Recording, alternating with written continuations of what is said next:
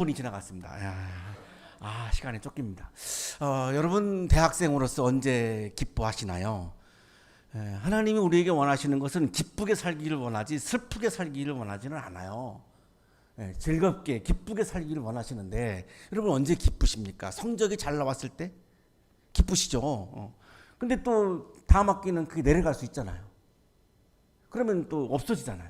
그러니까 순간적인 거라는 거죠. 애인이 생겼을 때 너무 기쁘죠. 왜요? 근데 그 애인이 영원히 나를 사랑할까요? 배신합니다. 지금 연애하시는 분들 단단히 각오하시고 해야 됩니다. 배신하게 되어 있습니다. 인간이거든요. 배신합니다. 배신했음에도 불구하고 참고 상대방을 사랑하고 그래서 결혼까지 가는 겁니다. 배신 안 할 수가 없어요. 릴케가 그랬거든요. 연애 감정은 밀려왔다 밀려가는 밀물과 썰물과 같다고. 그러니까 그것도 잠시죠. 여러분 아르바이트 하시고 이제 대가를 받으시면 기쁘죠. 근데 조금 있으면 다 써서 없어지잖아요. 그러면 또 그 기쁨이 사라지죠.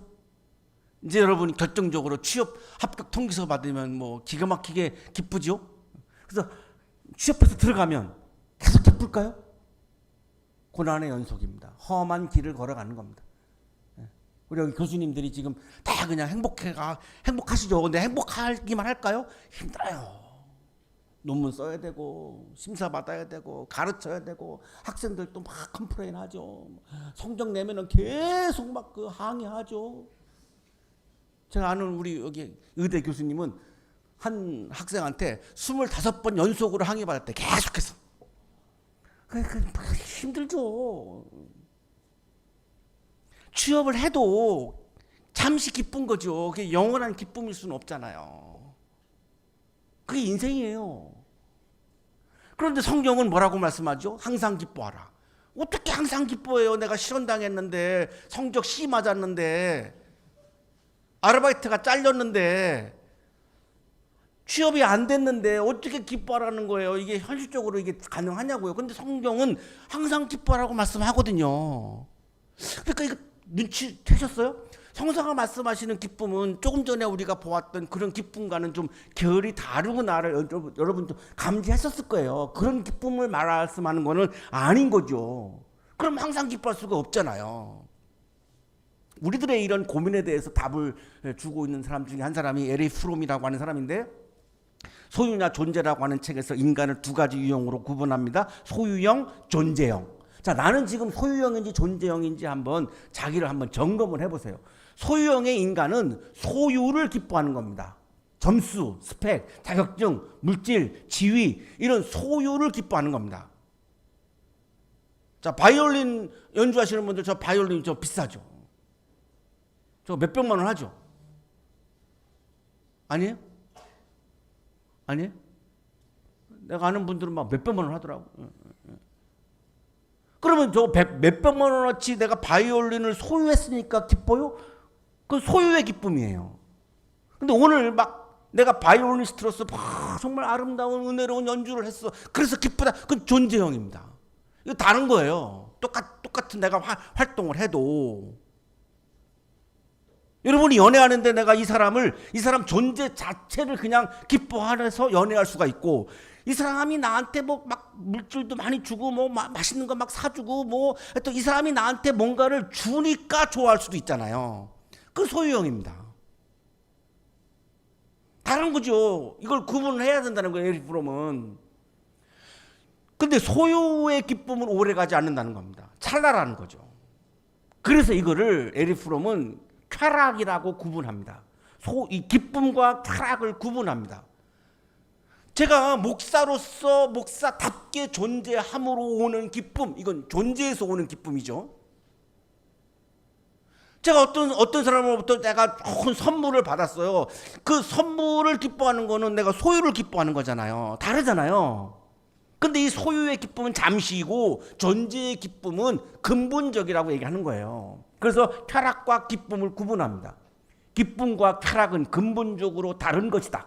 쾌락이란 무엇인가? 욕망의 충족이라고 정의하는 것이 가장 적절할 듯하다. 이건 기쁨은 아니라는 거예요. 쾌락이지. 소유에서 오는 거는. 기쁨이란 존재내지 않은 불씨이다. 내가 인간답게 존재함으로 인해서 오는 기쁨, 이게 기쁨이에요. 아까 영어로도 구분해줬으니까 여러분 쉽게 와닿을 것 같은데, joy하고 pleasure를 구분하죠. 페어그니겐하고 프로이데, 독일어는 이렇게 구분을 합니다. 다르다는 거예요. 기쁨과 쾌락은. 기독교 신앙에서 가장 중요한 게 하나가 뭘까요? 복음이죠. 복음이 뭐죠? 기쁜 소식입니다. 그러니까 기독교 신앙은 기쁨을 추구하는 종교예요. 기뻐야 돼요. 니체가 목사 아들인데 기독교를 떠난 이유가 교회 안에 기쁨이 없다, 그래서 떠납니다. 이거 가짜다. 기쁨이 없는 기독교는 가짜다. 왜? 복음인데? 기쁜 소식인데? 기쁜 소식을 들은 우리가 왜 기쁨이 없느냐? 이거 엉터리다. 그래서 교회를 떠납니다. 기독교를 아예 떠나버리죠. 그러니까 내가 내 안의 삶에 내가 기쁨이 없다 그러면 내가 아직 신앙적이지 않다라고 보면 되는 거예요. 내가 아직 영성이 충만하지 않다는 거예요. 왜냐하면 복음이 기쁜 소식인데. 자, 그러면 항상 기뻐라고 하는 말씀이 이제 좀 해결이 되죠. 더 많이 가지라고 하는 말씀이 아니고 항상 기뻐하라고 하는 말씀은 하나님과 이웃을 기뻐하라는 부르심입니다. 그러면 하나님은 안 변하잖아요. 하나님을 기뻐하면 계속 기뻐하잖아요. 영원히 기쁘죠. 하나님은 한결같거든요. 내 옆에 있는 사람을 기뻐하는 거, 이게 존재에서 오는 기쁨이죠. 내 옆에 있는 사람이 한번 얼굴 봐봐요. 보시고 안 기뻐요? 그럼 내가 영성에 문제가 있는 거예요. 지금 기뻐야 되는 거야. 난 여러분 목요일날 여러분들 보면 기쁘거든요. 여러분이 나한테 돈을 줘요, 무슨 칭찬을 해줘요, 뭘 해줘요. 해주는 거 아무것도 없는데 여러분 얼굴 보면 그냥 기쁘거든요. 왜? 예뻐요. 그냥 너무너무 사랑스럽고 예뻐요. 가끔 예외도 있어요, 한두 분. 예. 누구라고 얘기 안 하겠는데, 영성은 하나님을 기뻐하는 게 영성이에요. 이거를 소유를 기뻐하는 걸 우리가 자꾸 착각한단 말이죠. 그러니까 영적인 세계에 우리가 못 들어가는 거예요. 우리가 창세기부터 계속해서 지금 한 주에 성경 한 권씩 쭉 영성의 차원에서 묵상을 하고 있는데, 창세기부터 출발했습니다. 지난 학기 사무엘 상에서 끝났어요. 그래서 오늘 사무엘 하를 묵상하는 건데, 딱 그냥 이 한 군데만 보는 겁니다. 전체적으로 여러분 전체적으로 좀 성경을 좀 이해하시라고. 사무엘 상은 사울에 관한 말씀이고, 오늘 사무엘 하는 다윗에 관한 말씀이에요. 그 유명한 다윗. 잘 아시지만 소년 어릴 때 이 돌멩이 하나로 그 거인 골리앗을 무찌르고, 전설적인 사람입니다. 이스라엘의 2대 왕이에요. 그리고 이스라엘의 최대 전성기를 만든 사람입니다. 전설적인 영웅이에요. 그리고 예수님의 족보가 다윗을 기준으로 14대씩 이렇게 나눠집니다. 예수님의 조상이에요. 다윗의 계보에서 예수님이 태어나신 거예요, 메시아가. 그러니까 이스라엘 사람들이 가장 존경하는 왕이 다윗이에요. 우리가 세종대왕 존경하는 것처럼. 이거 더해. 우리가 세종대왕 존경하는 거하고 상대도 안 됩니다. 다윗과 같은 메시아가 온다라고 기다립니다, 그들은. 유대인들은 아직도 메시아가 안 왔다는 거예요. 우리는 메시아가 그리스도라고 고백하는 거고, 유대인들은 아직도 메시아를 기다려요. 근데 그 메시아가 어떤 사람이냐? 다윗과 같은 메시아라고 보는 거예요. 그 정도로 존경합니다. 어마어마한 거죠. 근데 이 다윗이 우리처럼 연약해요. 평범한 사람이에요. 특별한 사람이 아니에요. 많지만 두 가지만 예를 들겠습니다. 시간이 없으니까. 위기의 상황에서 이 다윗이 왕 되기 전에 적국인 블레셋으로 망명을 해요. 600명의 부하를 거느리고 적국으로 넘어가요. 적국으로. 그리고 이 블레셋이 이스라엘을 칠 때에 거기 같이 가담하려고 해요. 블레셋 장군들이 막아가지고, 자기를 배반할지 모르니까 막아가지고 결국은 출정은 안 하지만 출정하려고 다 준비까지 합니다. 굉장히 연약한 인간이에요. 평범한 인간, 우리와 같은 인간이에요. 특별하게 대단한 신적인 인간이 아니에요. 그냥 평범한 사람이에요. 왕이 됐잖아요. 그 유명한 사건이 있죠. 자기의 충신 우리아 장군을 전방에서 전쟁하는데 일부러 죽여요. 어떻게? 갑자기 명령을 내려서 우리아만 남겨놓고 나머지 군인을 다 빼버려요. 그러니까 우리아 장군이 혼자 이렇게, 우리아인데 우리야라고 했네요. 우리아입니다. 우리아. 그래가지고 죽어요. 그러면 안보의 공백이 생기잖아요. 이게 왕이 할 행위가 아니죠. 이게 안보를 책임져야 될 왕이 가장 최전방의 장수를 일부러 죽게 한다? 이건 안보를 책임지지 않는 무책임한 왕이잖아요. 이렇게 연약한 인간이에요. 우리와 다를 바가 없다는 거예요, 지금. 왜 죽였을까? 이 우리아의 부인이 바세바한테 반했어, 다윗이. 목욕하는 장면을 보다가. 그래서 이 아내를 삼고 싶은 거예요. 근데 이때 이미 아내가 6명이었어요. 그런데 이 또 바세바를 아내 삼고 싶은 거죠. 우리 교수님이나 저 같은 경우는 배우자 한 사람도 감당하기 어려운데, 어렵거든요. 힘들어요. 어떻게 6명인데 또 배우자를 둡니까? 난 이해가 안 가는데. 그래서 우리아를 부인으로 삼죠. 여기서 나온 아들이 솔로몬이에요. 다윗의 죄는 이 사람이 존재 자체가 싹 해서 나온 죄가 아니고 그냥 흔한 죄예요. 흔한 죄. 평범한 죄. 버널리티라고 하는데 이 한나 아렌트가 이게 흔하다라고 하는 의미예요. 그냥 흔한 죄예요. 왜? 우리가 그 속에서 살고 있거든. 우리 모두가. 나는 의롭고 너는 죄인입니까?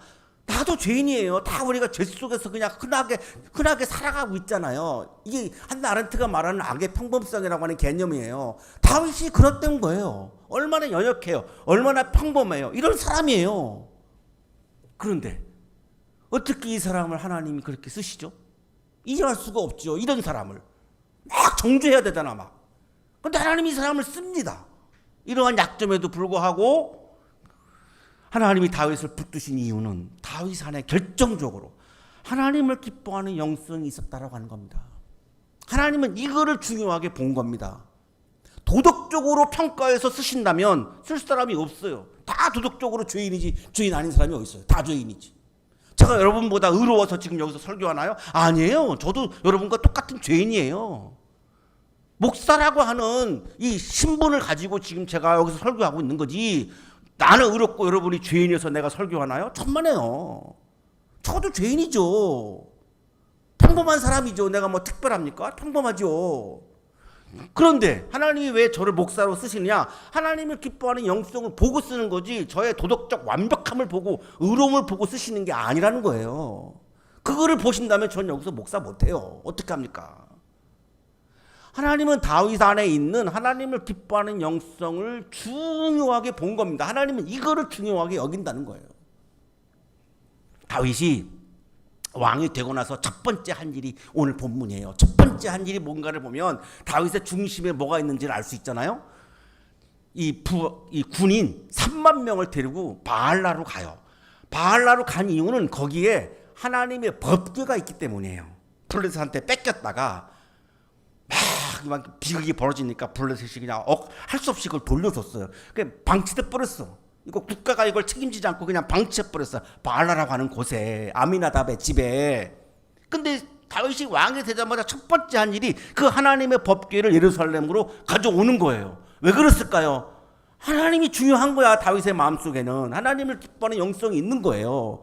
버리다시피 한 법궤를 가지러 가기 위해서 이 세상에 3만 명의 군대를 끌고 갑니다. 그 정도로 여기에 신경을 많이 쓴 거죠. 이 법궤는 뭐죠? 십계명 돌판이 들어있는 상자인데, 아카시아 나무로 만든 상자인데, 이게 하나님의 임재를 상징하는 거예요. 이게 하나님이 여기에 임재하고 계시다라고 하는 걸 상징하는 겁니다. 그게 법궤입니다. 그러면 하나님을 모셔오겠다는 거 아닙니까? 예루살렘으로. 왜? 하나님을 기뻐하는 마음이 간절하니까. 그래서 원래는 레위인들이 저렇게 이렇게 지어가지고 옮기라 그랬거든요, 하나님이. 근데 다윗이 실수해요. 역시 평범한 인간이에요. 이렇게 수레로 이동해요. 그러니까 탁월한 사람이 아니에요. 굉장히 우리처럼 평범한 사람이에요, 다윗이. 대단히 특별한 사람이 아니에요. 어쨌든 그래서 막 사건도 벌어지는데 20분 만에 끝나야 되니까 이제 3분 남았어요. 힘들어요. 이게 20분 만에 하는 게. 자, 결정적인 게 이제 오늘 5절입니다. 이거를 다윗과 이스라엘의 모든 가문은 온 힘을 다해서 잣나무로 만든 온갖 악기와 수금과 검은고를 타며 소구와 꽹과리와 심벌지를 치면서 주님 앞에서 기뻐하였다. 자, 이거예요. 이 법궤를 옮겨오면서 모든 사람들이 다 기뻐한 거야. 뭘 기뻐했어요? 법궤를? 아니에요. 하나님을 기뻐한 거예요. 소유를 기뻐한 것이 아니라 하나님의 존재 자체를 기뻐한 겁니다. 이게 존재형의 인간입니다. 이게 에릭 프롬이 말하는 이게 영성입니다. 내가 합격한 것을 기뻐하는 거는 내가 자연인으로서 기뻐하는 거예요. 그게 나쁘다는 게 아니에요. 그러니까 인간적인 겁니다. 그럼 신앙의 세계에서, 영적인 세계에서 기뻐하는 거는 뭐냐? 하나님 자체를 기뻐하는 겁니다. 하나님의 존재 자체를 기뻐하는 겁니다. 이게 지금 5절에 나오는 거예요. 그 하나님을 기뻐하는 표현이 뭐냐? 이런 악기들을 연주한 거예요. 여기 그냥 음악 연주한 게 아니에요. 여기 보세요. 수금, 검은고, 소구, 꽹과리, 심벌즈. 여기 피아노 안 나와요. 파이프 오르간 안 나와요.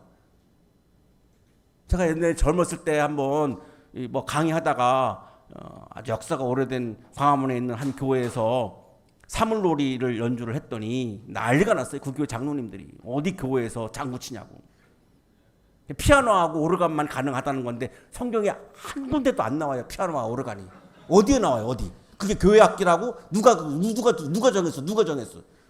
말도 안 되는 얘기죠. 여기 보면 검은고, 수금, 수금이 뭐야? 가야금이지. 검은고, 소구, 꽹과리 두 악기 다 나오는데 이게 교회 악기잖아. 이게 성서적인 악기잖아요. 근데 이거를 왜 못하게 해? 무식한 거지. 하고 싶은 말 많은데 오늘 시간이 없어요. 단순히 음악 연주를 한 게 아니고 하나님을 기뻐하는 영적인 표현입니다. 하나님을 기뻐서 이거 어떻게 표현을 해야 되겠는데 하나님 기뻐요 이렇게 말로만 하기에는 너무나 부족해. 그래서 이 악기를 연주하는 거야 이게 지금. 모르겠어. 우리 여기 현악기 하시는 분들이 하나님을 기뻐하는 마음으로 연주한 건지 자신의 재능을 뽐내려고 했는지 내가 그건 속은 모르겠는데 본래는 악기의 연주의 본질은 하나님을 기뻐하는 표현이에요. 자, 수금 바로바로 넘어가요. 그냥 시간이 없으니까요. 예, 이렇게 생긴 거예요. 이게 하프 같은 거예요. 하프 같은 거. 다윗이 악한 영을 내쫓을 때 쓴 악기가 이겁니다. 킨노르 이겁니다.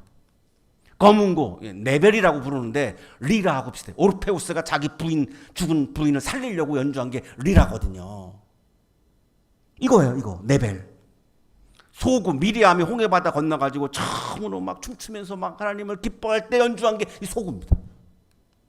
꽹과리 우리 꽹과리하고는 많이 다르죠. 타악기 이집트의 타악기인데 이게 꽹과리예요. 심벌즈 첼체림이라고 부르는데 히브리 사람들은 이게 제금이라고도 부릅니다. 이런 악기들을 연주하면서 하나님을 기뻤어요. 구약주석가 노희원 교수가 이렇게 말합니다. 예언자들은 흔히들 악기를 타면서 신을 체험하는 경험을 했다. 악기를 연주하면서 하나님을 경험하는 사례가 많았다는 거예요. 그래서 혹시 여러분 예배 반주하시는 분들은 그거 놓지 말아요. 제가 경험한 거예요. 난 초등학교 3학년 때부터 예배 반주를 했는데 피아노로 예배 반주하는 사람을 하나님은 사랑하신다는 걸 난 뼈저리게 경험한 사람이에요. 그러니까 끝까지 버티라고. 잘라도 그냥 해. 우리 박기성님 아무 조건 없이 사례비도 없는데 그냥 와서 해요. 계속. 잘하시는 겁니다. 하나님이 사랑한다니까요. 밀러 선교사는 1892년에 우리나라에 들어왔어요. 6년 만에 첫 아들을 낳아요. 6개월 만에 이 아이가 세상을 떠납니다. 그리고 둘째 아들을 낳았는데 태어난 지 하루 만에 숨을 거둡니다. 그리고 1년 뒤에 사랑하는 아내 안나가 세상을 떠납니다. 혼자 남았죠. 주변 사람들이 물어요. 당신이 고백하는 예수는 누구입니까? 당신은 예수를 원망하지 않습니까? 그 답으로 쓴 찬송시가 찬송가 96장 예수님은 누구신가라고 하는 건데 1절만 읽겠습니다. 예수님은 누구신가? 우는 자의 위로와 없는 자의 풍성이며 천한 자의 높음과 잡힌 자의 노임되고 우리 기쁨 되시네. 예수님은 누구신가? 나의 기쁨입니다 라고 고백합니다. 밀러 선교사는 성과나 소유를 기뻐한 게 아니에요. 선교의 성과나 선교를 통해서 내가 얻은 소유를 기뻐한 게 아니에요.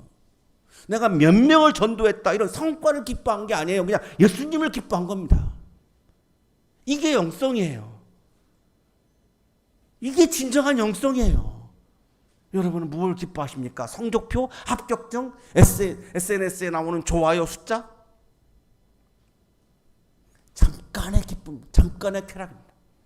다윗은 하나님을 기뻐하는 마음을 삶의 중심으로 삼았고 밀로성교사는 기쁜 상실 속에서도 예수님을 기뻐하는 마음으로 그 혹독한 절망적인 상황들을 견뎌내고 이겨낸 겁니다. 이걸 우리는 신앙이다, 영성이라고 부르는 겁니다. 사랑하는 한양 가족 여러분, 오늘 우리도 하나님을 기뻐할 때 흔들리는 삶 속에서도 참된 기쁨을 누릴 수 있습니다. 채플은 그 기뻐하는 거를 훈련하는 자리입니다. 여러분 주중에 살면서 기뻐하기 어려워요. 조건이 뭐 좋습니까? 환경이 좋습니까? 기뻐하기 어려워요. 하지만 신앙이란 기뻐하는 거거든요. 하나님을 기뻐하는 거거든요. 그거를 훈련하는 자리가 이 채플의 자리예요. 이게 하루아침에 됩니까? 여러분 악기 하루아침에 됩니까? 매일 해야지, 매일 해야지. 어학 하루아침에 됩니까? 매일 해야 됩니다. 꾸준히 해야지 늘어요. 이 영적인 훈련도 꾸준히 해야지 하루아침에 되지 않습니다. 이번 학기 채플의 자리에 꾸준히 나오셔서 말씀 훈련을 받으시고 하나님을 기뻐하는 영적인 훈련을 받으시고, 그래서 스펙을 쌓는 단순한 그런 학기가 아니라 하나님을 기뻐하는 기쁨으로 여러분의 마음을 가득가득 채우는 그런 의미 있는 학기가 되시기를 간절히 축원합니다.